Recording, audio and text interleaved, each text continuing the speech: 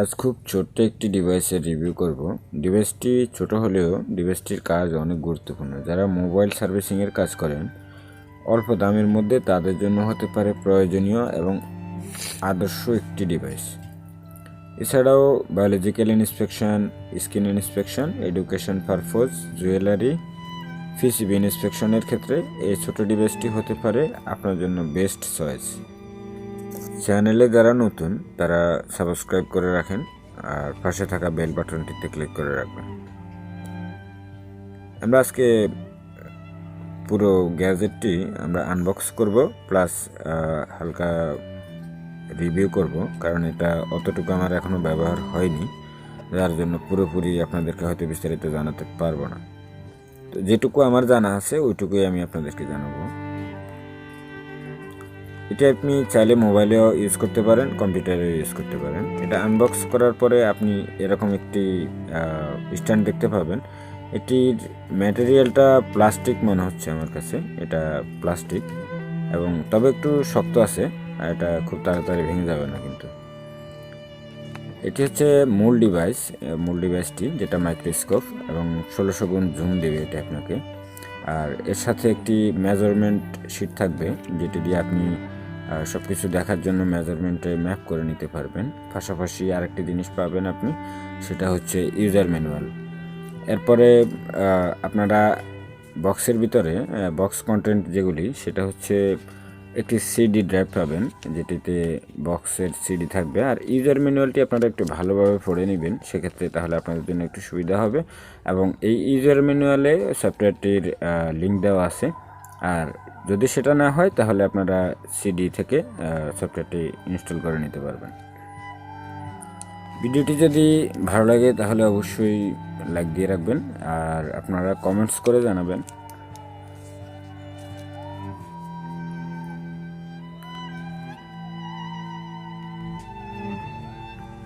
যারা মোবাইল সার্ভিসিংয়ের কাজ করেন তাদের জন্য এটি খুব সুন্দর এবং গুরুত্বপূর্ণ একটি ডিভাইস আমি মনে করি, কারণ তাদের ছোটোখাটো পার্টসের কাজ করা লাগে। এখানে দুইটি নব দেখতে পাবেন আপনি। দুইটি নবের মধ্যে একটি হচ্ছে আপনার ছবি তোলার জন্য, আর একটি হচ্ছে লাইটের জন্য। মানে অন্ধকার পরিবেশে বা রুমের যদি সঠিক আলো না থাকে সেক্ষেত্রে আপনি লাইটটা সঠিক পাবেন। আর এটা হচ্ছে জুম ঠিক করার জন্য, আপনার ডিভাইসটির ফোকাসিং অ্যাকুরেট করার জন্য। যখন আপনি কোনো কিছু সামনে রাখবেন, প্রথমত সামনে একটি ক্যাপ থাকবে, সেই ক্যাপটি খুলে নিতে হবে আপনাকে। এই ক্যাপটি খুলে না, মানে সবসময় যদি আপনি লাগায় রাখেন তাহলে কিন্তু আপনার এটি ধুলাবালি থেকে সেফ থাকবে।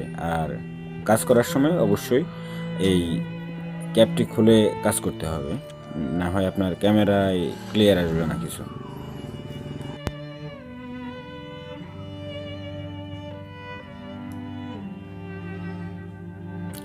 ডিভাইসটি একেবারেই ছোট এবং একটি আমার কাছে একটি একটি টর্চ লাইটের মতো মনে হয়েছে, ছোটোখাটো। তো যেগুলো মিনি টর্চ যেগুলো আছে ওই ধরনের। এবং পাশাপাশি এই এলইডিগুলো আপনার যে কোনো সার্ভিসিংয়ের ক্ষেত্রে রুম লাইট যদি কম থাকে, রুমের আলো, সেক্ষেত্রে এটা কিন্তু আপনাকে আর একটু সহযোগিতা করবে, মানে আপনার কাজের ক্ষেত্রে।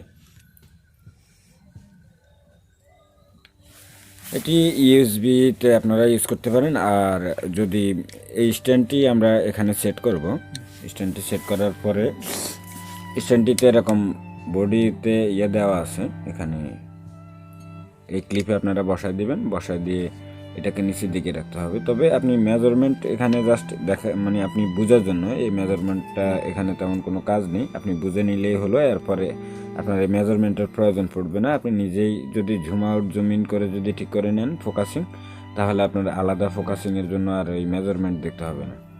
ঠিক আছে?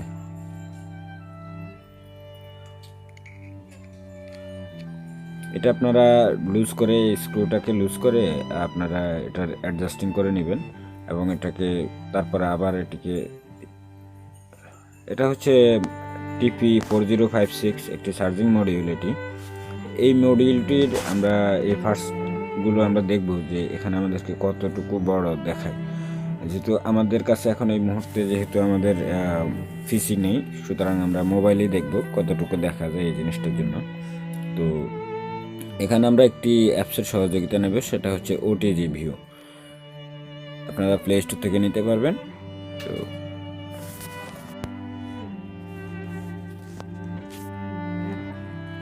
আমি জুম অ্যাডজাস্টিং করতেছি।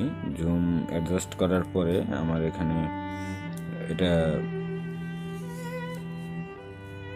এই মাইক্রোস্কোপের জুম অ্যাডজাস্ট করা লাগে, যেটা আমি আপনাদেরকে প্রথমে ডিভাইসে দেখাইছিলাম জুম কীভাবে অ্যাডজাস্ট করবেন। এই যে একটা রেজিস্টার কতটুকু আপনার রেজিস্টারের কতটুকু বড় দেখাচ্ছে এবং তার নাম্বার সহ দেখা যাচ্ছে, এবং এই যে ক্যাপাসি দেওয়া যেটা আছে এটা হচ্ছে ক্যাপাসিটর, এবং এটি হচ্ছে এই চার্জিং মডিউলের মূল আইসিটাই হচ্ছে এটি।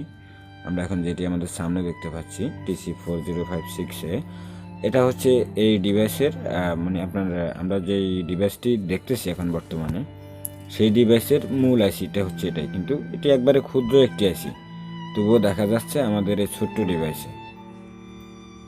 আমার কাছে এই গ্যাজেটটি খুব ভালো মনে হয়েছে। আমি সামনে একটি ফিফরা দেখলাম, এই ফিফরাটাকেও নিয়ে একটু দেখতেছি, এবং আপনারা ফিফরার নিচে যে অংশটুকু দেখতে পাচ্ছেন এটি হচ্ছে আমাদের একটি পোশাকের কাপড়, একটা ফেব্রিক এটা।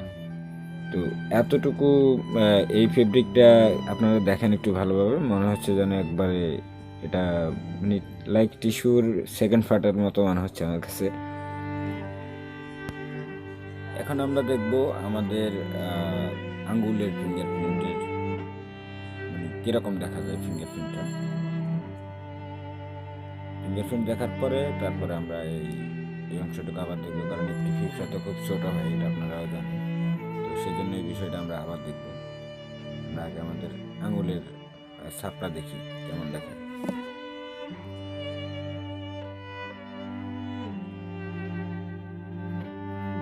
এটা একটি ফেব্রিক, যেটা দেখা যাচ্ছে এটা একটি ফেব্রিক, এবং এটা হচ্ছে ফিফরা। আমি বলছিলাম একটু আগে এটা ফিফরা, জাস্ট আমি দেখছিলাম, এরপরে ওরা নিলাম, নিয়ে দেখতেছি ফিফরা তো কতটুকু ছোট সেটা আপনারাও জানেন।